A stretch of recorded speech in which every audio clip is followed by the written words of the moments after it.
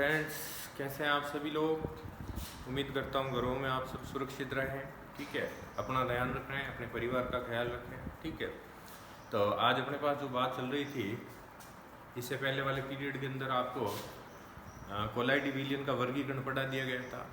आज के पीरियड के अंदर कोलाइडी विलियन बनाने की विधि, ठीक है, और टाइम मिलता है तो उसका शुद्धिकरण कैसे होता है उसके बारे में अपन लोग चर्चा करेंगे। ठीक है भाई, तो आज कोलाइडी विलियन बनाने की विधियों के बारे में अपन लोग बात कर रहे हैं। कैसे बनाई जा सकती है कोलाइडी विलियन। ठीक है, ये कोलाइडी विलियन बनाने की विधियाँ।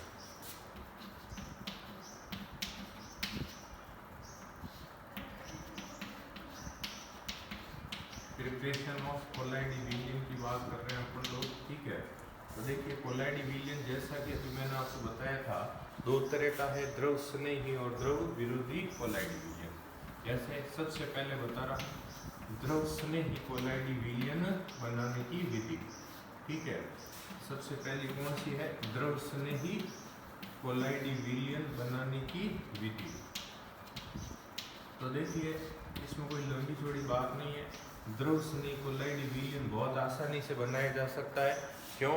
क्योंकि इसमें परिक्षेपित प्रावस्था और जो परिक्षेपण प्रावस्था होती है उन दोनों के मध्य क्या होता है, स्नेह होता है। द्रव स्नेही या द्रव रागी कहा था मैंने सॉरी। तो द्रव स्नेही कोलाइडी विलियन बहुत आसानी से बनाया जा सकता है। क्यों बनाया जा सकता है? इसकी जो परिक्षेपित प्रावस्था है और इसकी जो परिक्षेपण प्रावस्था है उनके मध्य क्या होता है, आपके स्नेह होता है। यानी दोनों प्रावस्थाएं एक दूसरे को अपनी ओर आकर्षित करती है तो कोलाइडी विलियन क्या बनेगा, आसानी से बनता है। ठीक है भाई। दूसरी बात सेकंड जो आपको बता रहा हूँ वो है अपने पास में द्रव विरोधी कोलाइडी विलियन बनाना। सेकंड कौन सा आएगा आपके, द्रव विरोधी कोलाइडी विलियन बनाने की विधियाँ। ठीक है, तो ये आपके द्रव विरोधी कोलाइडी विलियन बनाने की क्या है, अपन लोग विधियों की बात कर रहे हैं। ठीक है ना। तो देखिए द्रव विरोधी कोलाइडी विलियन आसानी से नहीं बनता, कारण दोनों प्रावस्थाएं क्या करती है, एक दूसरे का क्या करती है, विरोध करती है। इसीलिए द्रव विरोधी कोलाइडी विलियन आसानी से नहीं बनाया जा सकता। तो फिर कैसे बनाते हैं, तो देखिए इसको दो विधियों से बनाया जा सकता है। दो विधियां कौन कौन सी हैं, एक तो इसमें आती है परिक्षेपण विधि, दो तरह से बना सकते हैं। एक तो कौन सी आती है, इसमें परिक्षेपण विधियां आती है, और दूसरी विधि जो है इसमें संघनन विधियां। ठीक है ना। तो द्रव विरोधी जो कोलाइडी विलियन है ये दो विधियों से बनाया जा सकता है। एक तो परिक्षेपण विधियों से बनाया जा सकता है और एक क्या है, संघनन विधियों से बनाया जा सकता है। अब इन दोनों विधियों में क्या होता है, देखिए मैं आपको बता रहा हूँ परिक्षेपण विधियों में क्या है। मैंने जब कोलाइड शुरू किया था उस समय बताया था तीन बातें होती है। एक तो होता है वास्तविक विलियन, एक होता है कोलाइडी और एक होता है निलंबन। ठीक है, तो देखिए जैसे मान लीजिए ये छोटे छोटे कण क्या है आपके, वास्तविक विलियन है। ये मान लीजिए आपके छोटे और बड़े दोनों मिक्स, आपको बता देता हूँ ये मान लीजिए निलंबित कण है। इस एक चित्र से अपन लोग थोड़ा समझ सकते हैं, फिर आगे आपको इसके प्रकार बताऊंगा। ये तो है आपका वास्तविक, ठीक है, ये है कोलाइडी, ठीक है, और ये जो है आपके निलंबन, ये क्या है आपके निलंबन होता है। ठीक है ना। तो बड़ी ध्यान से अपन लोगों को बात समझनी है। ठीक है, अब परिक्षेपण किसे कहते हैं कि जब निलंबित कणों को तोड़कर कोलाइडी कणों में बदला जाए, यानी जब बड़े बड़े कणों को तोड़कर किस में बदला जाए, कोलाइड में बदला जाए, तो उसे क्या कहते हैं, अपन परिक्षेपण कहते हैं।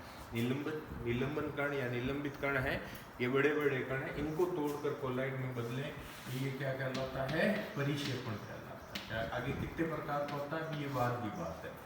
निलंबित कणों को किसमें, कोलाइडी कणों में बदलना क्या कहलाता है, परिक्षेपण कहलाता है। इसी तरह से जो वास्तविक कण है, इन वास्तविक को कोलाइड में परिवर्तित करना, वास्तविक को किस में परिवर्तित करना, कोलाइड में परिवर्तित करना, क्या कहलाता है, संघनन कहलाता है। क्या कहलाता है, संघनन कहलाता है। ठीक है ना। तो वापस से सुन लीजिए, द्रव विरोधी कोलाइडी विलियन दो विधियों से बनता है, परिक्षेपण विधि और संघनन विधि। ठीक है, सबसे पहले क्या बताया आपने, परिक्षेपण की बात करते हैं। तो इसमें जो निलंबित कण है, बड़े बड़े कण हैं, ठीक है ना, उनको किस में बदला जा सकता है, आपके कोलाइड में बदला जा सकता है। और वास्तविक को जो कोलाइड में बदलते हैं तो वो क्या कहलाता है, संघनन। तो अब अपने पास में आज सबसे पहले चर्चा का विषय रहेगा परिक्षेपण विधियां, ठीक है ना, और फिर कौन सा रहेगा, आपके संघनन। परिक्षेपण और फिर किसकी बात करेंगे अपन, संघनन। इसमें मेन परिक्षेपण है, संघनन में तो कुछ प्रोसेस होते हैं, वो आपके जनरल ध्यान में रखना है। ठीक है भाई। तो कोलाइडी विलयन बनाने की जो सबसे पहली विधि है वो कौन सी है, परिक्षेपण विधि है। तो परिक्षेपण की परिभाषा बता दी, बड़े कणों को तोड़कर किस में बदला जाता है, कोलाइडी कणों में आपके बदला जाता है। तो अब देखिए परिक्षेपण विधियों के अंदर आगे दो विधियों को शामिल किया गया। परिक्षेपण विधियों के अंदर आगे कितनी है, दो विधियों को अपन शामिल करते हैं। तो अपन इसको ए दे देते हैं, ये आपकी परिक्षेपण विधियां। ठीक है, अब इन परिक्षेपण विधियों के अंदर दो विधियों को शामिल किया गया है। दो विधियों में सबसे पहला जो आता है वो आता है यांत्रिक परिक्षेपण। पहला कौन सा आता है, यांत्रिक परिक्षेपण आता है। तो दो विधियां इसमें शामिल है। पहली कौन सी है, यांत्रिक परिक्षेपण आपके होता है। ठीक है ना, दो विधियों में पहली कौन सा है, यांत्रिक परिक्षेपण अपने पास में होता है। ठीक है, अब देखिए यांत्रिक परिक्षेपण के अंदर कैसे कोलाइडी विलयन को बनाया जाता है। इसमें क्या, निलंबित कणों को तोड़कर क्या है, कोलाइडी कणों में बदला जाता है। इसमें किसको, निलंबित कणों को किसमें, कोलाइडी कणों के अंदर बदला जाता है। ठीक है, अब देखिए यांत्रिक परिक्षेपण के अंदर एक उपकरण काम में लेते हैं, ध्यान से समझना आप लोग। यांत्रिक परिक्षेपण के अंदर एक उपकरण काम में लेते हैं जिससे अपन लोग कोलाइडी मील या यांत्रिक मील कहते हैं। यांत्रिक परिक्षेपण के लिए क्या है, एक उपकरण काम में लेते हैं जिसे क्या कहते हैं, कोलाइडी मील या यांत्रिक मील अपन लोग कहते हैं। कोलाइडी मील या क्या है आपके, यांत्रिक मील कहलाती है। ठीक है, अब ये क्या है, किस तरह की मील, देखो मील का मतलब होता है चक्की, घरों में जो आटा चक्की काम में लेते हैं ना, ठीक है, उस तरह से इसका उपयोग किया जाता है। तो देखिए इसका डायग्राम बता रहा हूँ मैं आपके, इस तरह से ये क्या है आपकी यांत्रिक मील या जिससे अपन लोग कहते हैं कोलाइडी मील बनी होती है। ठीक है ना, जिसमें क्या है, धातु के दो पार्ट लगे होते हैं, ये इस तरह से धातु के क्या है, दो पार्ट लगे होते हैं जो एक दूसरे के क्या है, विपरीत घूमते हैं। ठीक है ना, इसका डायग्राम बना रहे हैं अपन लोग, कोलाइडी मील का डायग्राम बना रहे हैं। ठीक है,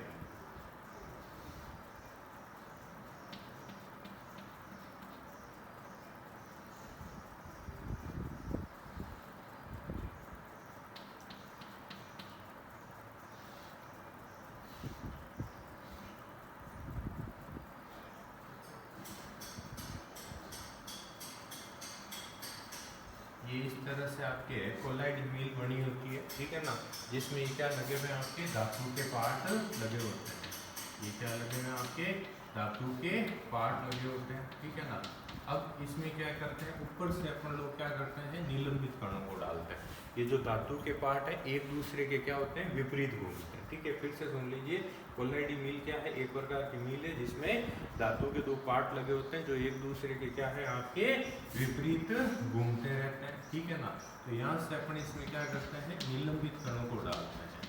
यहाँ से क्या डाला, निलंबित कणों को, इनको छोटे छोटे टुकड़े करके यहाँ डालते हैं और यहाँ से अपने को क्या है, कोलाइडी कण प्राप्त होंगे। ठीक है ना, यहाँ से आपको क्या प्राप्त हो जाएगा, कोलाइडी कण प्राप्त हो जाते हैं। यानी साधारण भाषा में जो आप आटा चक्की काम में लेते हैं ना भाई, जैसे ऊपर से गेहूं डालते हैं और दो पार्टों के बीच में पीस करके आपको आटा प्राप्त होता है। ठीक है, या छोटे छोटे गेहूं के पार्टिकल प्राप्त होते हैं, तो वो सेम प्रोसेस पर ये आपकी कौन सी है, कोलाइडी मील या यांत्रिक मील काम करती है।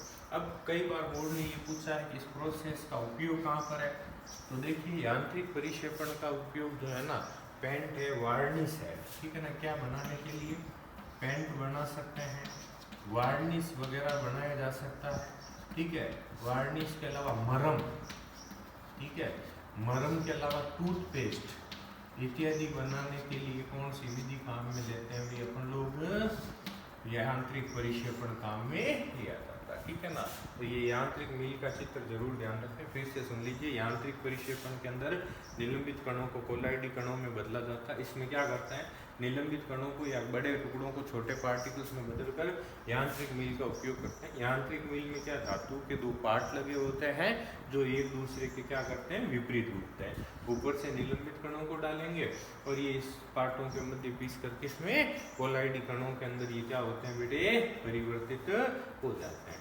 तो ये परिक्षेपण विधियों की पहली विधि कौन सी होती है आपकी, यांत्रिक परिक्षेपण। कौन सी होती है, परिक्षेपण विधियों की जो पहली विधि है वो कौन सी होती है, यांत्रिक परिक्षेपण आपका होता है, ठीक है। इसकी जो सेकंड विधि है वो मोस्ट इम्पोर्टेंट है। वो 2020 के पेपर के अंदर, अभी जो पेपर हुआ था 17 मार्च को, उसके अंदर ये सेकंड विधि इसकी आपके पूछी गई है, ठीक है भाई। तो देखिए सेकंड विधि क्या है, इसका कई बार डायग्राम पूछा जाता है अलग से, ठीक है ना। तो सेकंड विधि जो है वो है अपने पास में, देखो पहली तो हो गई यांत्रिक परिक्षेपण, दूसरी जो होती है वो आ जाएगी ब्रेडिंग आर्क विधि। पहली तो ये आपका यांत्रिक परिक्षेपण है ही, ठीक है। इसका जो सेकंड प्रोसेस है वो कौन सी हो जाएगी, विद्युत आर्क विधि, या जिसे ब्रेडिंग आर्क विधि भी अपन लोग कहते हैं। कौन सी विधि आएगी, सेकंड विधि है विद्युत आर्क विधि, ठीक है, या जिसे क्या कहते हैं अपन लोग, ब्रेडिंग आर्क विधि के नाम से भी जानते हैं। विद्युत आर्क विधि या क्या कहते हैं जिसे, ब्रेडिंग आर्क विधि के नाम से भी जानते हैं, ठीक है ना भाई। तो ये जो अपन लोग पढ़ रहे हैं, ये क्या पढ़ रहे हैं, ये पढ़ रहे हैं परिक्षेपण विधियाँ, ठीक है। पहला यांत्रिक परिक्षेपण अभी आपको डायग्राम से बता दिया था, दूसरा विद्युत आर्क विधि या ब्रेडिंग आर्क विधि। तो सबसे पहले तो बता देता हूँ इस विधि द्वारा किन के सोल्व बनते हैं। देखो ये छोटा सवाल है, ब्रेडिंग आर्क विधि जैसे सोना है, चांदी है, प्लेटिनम वगैरह है, कॉपर वगैरह है, इत्यादि धातुओं के अगर सोल बनाना है ना आपको, इत्यादि धातुओं का विलयन बनाना है, तो कौन सी विधि काम में लेते हैं, ब्रेडिंग आर्क विधि काम में लिया जाता है। सोना, चांदी, प्लेटिनम, कॉपर इत्यादि के सोल बनाने के लिए कौन सी विधि काम में लेते हैं, ब्रेडिंग आर्क विधि काम में लेते हैं, ठीक है। अब क्या है ये विधि, कैसे अपन लोग इसको काम, क्या इसका डायग्राम, क्योंकि इसका डायग्राम भी अपने आप में मायने रखता है, तो मैं इसका चित्र बना रहा हूँ, ध्यान से आप लोग देखें, समझें इसको, ठीक है। तो ये ब्रेडिंग आर्क विधि या विद्युत आर्क विधि,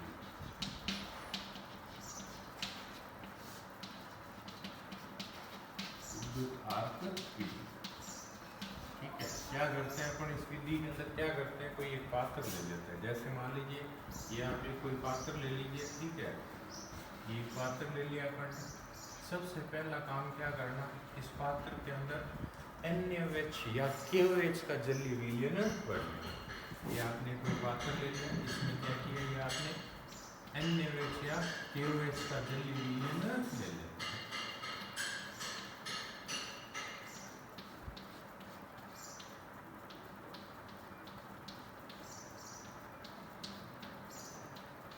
ठीक है भाई। ये का है NaOH या KOH का जलीय विलयन ले लिया, ये NaOH या KOH का जलीय विलयन बढ़ने इसके अंदर बढ़ गया, ठीक है। अब भी जैसा कि मैंने आपको बताया था, इसके द्वारा जैसे चांदी है, सोना है, प्लेटिनम है, कॉपर जैसी धातुओं के सोल आप इससे बना सकते हो। तो अब इसमें क्या करना है, जैसे मान लीजिए मुझे सोने का सोल बनाना है या चांदी का सोल बनाना है, तो उसमें क्या करते हैं, मैं आपके जिस धातु का सोल बनाना है उस धातु के क्या करते हैं, दो छड़े इसके अंदर इस तरह से डुबो देते हैं। जिस धातु का सोल बनाना है उस धातु की दो छड़े इसके अंदर अपन क्या करते हैं, डुबो देते हैं, जो किसका, धातु इलेक्ट्रोड का काम करेगी। जो किसका काम करती है, धातु इलेक्ट्रोड का काम करेगी, ठीक है भाई। तो जिस धातु का सोल बनाना है उस धातु की दो छड़ें इसके अंदर डुबो देते हैं, जो किसका काम करती है, धातु इलेक्ट्रोड का कार्य करती है, ठीक है भाई। तो ये किसका काम कर रही है, आपके धातु इलेक्ट्रोड का कार्य कर रही है, ठीक है ना। ये धातु इलेक्ट्रोड का कार्य करेगी। यहाँ तक बात की है। एक पात्र के अंदर NaOH या KOH का जल्दी विलयन लेकर उसके अंदर क्या करना, जिस धातु का सॉल्व बनाना उसकी क्या करते हैं, 2 छड़ें अपन इसके अंदर डुबो देते हैं, जो किसका काम करती है, धातु इलेक्ट्रोड। अब क्या करते हैं, इस पात्र के दोनों तरफ जैसे या इस पात्र के चारों तरफ अपन लोग इस तरह से, इस पात्र के चारों तरफ अपन क्या लगा देते हैं, हिम मिश्रण, बर्फ का मिश्रण। ये चारों तरफ क्या लगा दिया आपने, बर्फ। ठीक है भाई,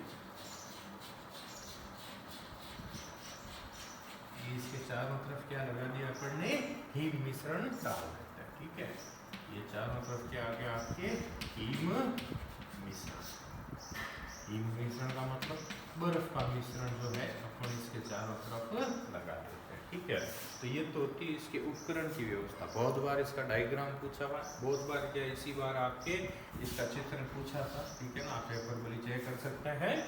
ठीक है ना, तो फिर से सुन लीजिए, किसी एक पात्र के अंदर क्या ले लिया आपने, NaOH KOH का जल्दी विलयन लेकर उसमें जिस धातु का सॉल्व बनाना उसकी 2 छड़ें डाल दी और उसके चारों तरफ हिम मिश्रण। अब क्या करते हैं अपन लोग, इन धातु के इलेक्ट्रोडों के अंदर जब विद्युत विसर्जन करेंगे ना, तो इन दोनों सिरों के ऊपर यहाँ पर आपके विद्युत आर्क उत्पन्न होगा। इस तरह से क्या उत्पन्न होता है आपके, जैसे स्पूलिंग और 2 तार को जब टच करते हैं स्पूलिंग होती है ना, उस तरह से जब अपन इसमें विद्युत विसर्जन करेंगे तो इनके बीच में यहाँ पर ये क्या उत्पन्न होता है, विद्युत आर्क उत्पन्न होता है। क्या होता है, इसके बीच में क्या उत्पन्न होता है, विद्युत आर्क उत्पन्न होता है। स्पूलिंग होती है, मेरे कहने का मतलब क्या है, आपके विद्युत आर्क उत्पन्न होता है, या क्या कहते हैं, स्पूलिंग होती है, जिसकी वजह से ये धातु की छड़ें क्या होगी, धातु वाष्प में बदल जाएगी। ठीक है, धातु की छड़ें पिघल कर किसमें, धातु वाष्प में बदल जाती है, और इस बर्फ की वजह से वो धातु वाष्प ठंडी होकर किसमें, धातु सोल में परिवर्तित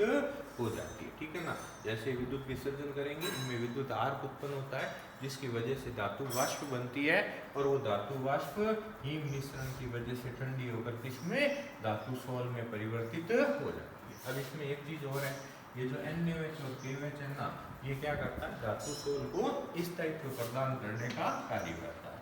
NaOH और जो KOH है ये क्या करता है, धातु सोल को क्या करता है, स्थायित्व प्रदान करता है। धातु सोल को क्या करता है, स्थायित्व प्रदान करने का कार्य करता है। ठीक है भाई, तो ये होता है आपके विद्युत आर्क विधि। तो बहुत इंपॉर्टेंट विधि है, इसको ब्रेडिंग आर्क विधि भी अपन लोग कहते हैं, विद्युत आर्क विधि या ब्रेडिंग आर्क विधि के नाम से भी जानते हैं। फिर से बता दूं पूरी विधि आपको। सबसे पहली बात तो ये है, ये काम कहाँ आती है, सोना है, चांदी है, प्लेटिनम है, कॉपर है, इत्यादि धातुओं के सॉल्व बनाने हैं, तो ये ब्रेडिंग आर्क विधि या विद्युत आर्क विधि काम करते हैं। सबसे पहले ये कोई भी पात्र ले लीजिए, उसमें NaOH या KOH का जल्दी विलयन या विलयन भर लिया आपने, जल्दी विलयन भरकर उसमें जिन धातुओं के सॉल्व बनाना उसके 2 इलेक्ट्रोडों को डुबो दीजिए, जो धातु इलेक्ट्रोड का कार्य करेंगे। ठीक है भाई, उसके बाद क्या करना है, इस पात्र के चारों तरफ क्या लगा देना है, हिम मिश्रण। क्या लगा देना है, हिम मिश्रण अपने को लगा देना है। ठीक है ना, हिम मिश्रण लगाएंगे तो अब आपके ये तो हो गई उपकरण की व्यवस्था। अब आप जैसे विद्युत विसर्जन करेंगे तो ये जो धातु की छड़ें हैं ये पिघल कर क्या होगी, इनमें जब विद्युत आर्क उत्पन्न होगा ना, जिसकी वजह से धातु सोल से धातु वाष्प बढ़ेगी, पहले वो धातु वाष्प बर्फ की वजह से ठंडी होकर धातु सोल में परिवर्तित हो जाएगी। ठीक है ना, तो इस तरह से ये अपने, और साथ में NaOH और KOH क्या करता है, इसको स्थायित्व प्रदान करता है, धातु सोल को क्या करता है, स्थायित्व प्रदान करने का कार्य करता है। ठीक है भाई, तो ये कहलाती है विद्युत आर्क विधि या ब्रेडिंग आर्क विधि। तो इस तरह से ये आपकी कोलाइडी विलयन बनाने की पहली विधि पूरी हुई, जिसमें क्या कहा था अपन ने, परिक्षेपण विधियां। परिक्षेपण 2 तरह से हो गया, एक तो हो गया यांत्रिक परिक्षेपण और दूसरा कौन सा हो गया भी आप, नहीं, हाँ, पहला यांत्रिक परिक्षेपण और दूसरी होगी आपकी ब्रेडिंग आर्क। ठीक है भाई, इसके बाद मेन तो बनाने की विधियां ये हो जाती है, लेकिन थोड़ा बता देता हूँ आपके, दूसरी विधि जो बताई थी वो थी संघनन विधियां। दूसरी कौन सी है, संघनन विधियां, जिसमें 4-6 विधियां हैं, लेकिन मेन 3-4 विधि है आपके।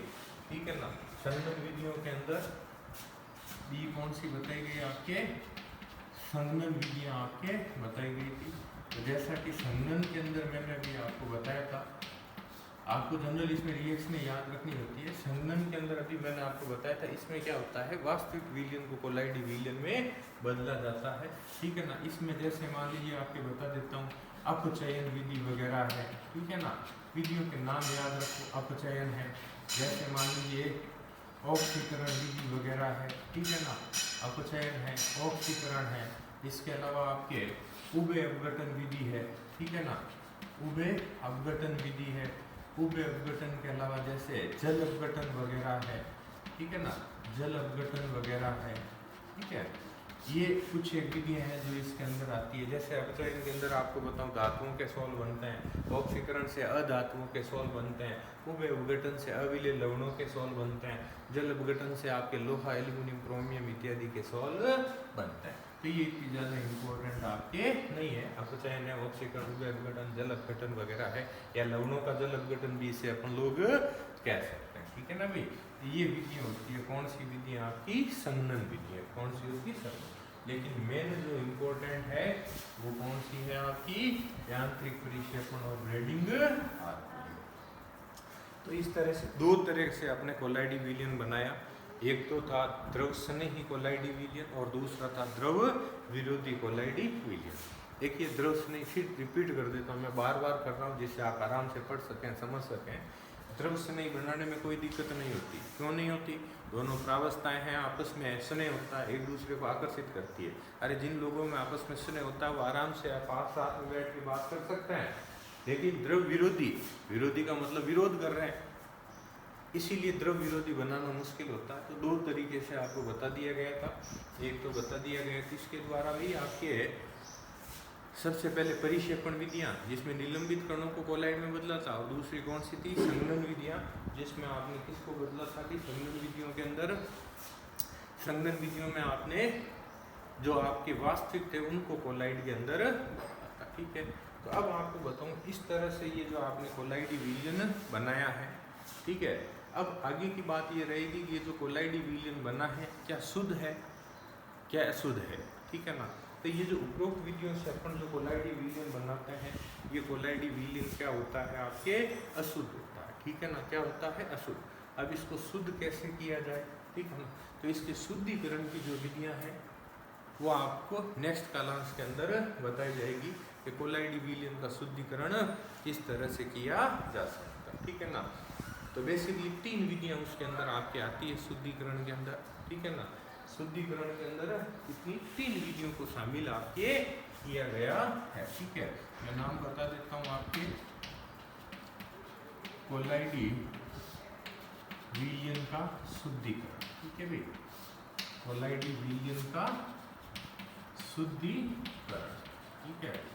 अब शुद्धिकरण कितनी विधियों से होता है वो आपको भी बता देता हूँ। नेक्स्ट पीरियड के अंदर अपन लोग इनके बारे में पूरी चर्चा करेंगे।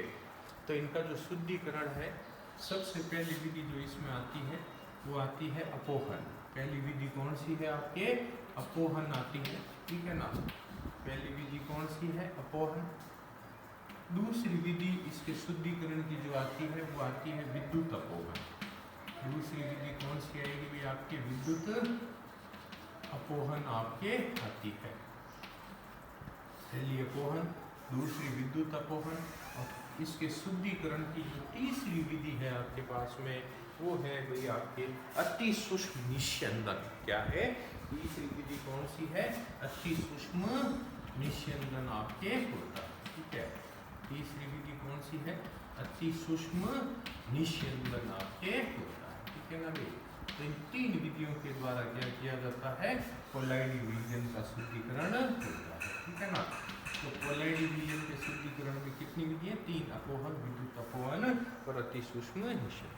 तो इन 3 विधियों की जो चर्चा है अपन नेक्स्ट पीरियड के अंदर करेंगे। कारण क्या है, आप यही 20-22 मिनट के हम लोग आपको क्लास दे रहे हैं ताकि आप उसको आराम से पढ़ सकें।